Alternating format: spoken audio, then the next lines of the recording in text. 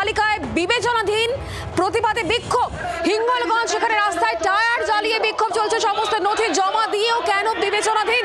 পতাকা ছিঁড়ে বিক্ষোভ তৃণমূল কর্মী সমর্থকদের। দেখতে পাচ্ছেন সেই ছবি, হাসনাবাদ হিঙ্গলগঞ্জ রোড এই মুহূর্তে অবরুদ্ধ হয়ে পড়েছে। কি ছবি এই মুহূর্তে জানাবেন, আমাদের সঙ্গে বিমল রয়েছেন, আমাদের প্রতিনিধি বিমল, কি চলছে এই মুহূর্তে?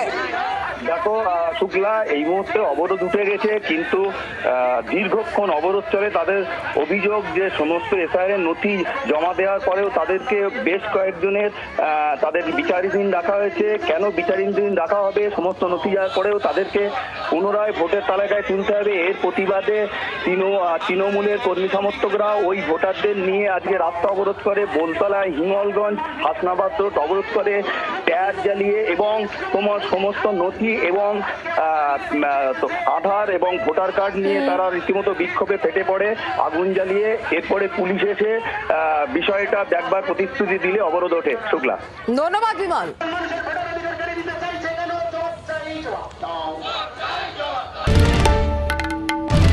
বাংলার আওয়াজ, বাঙালির আবেগ, জি 24 ঘন্টা।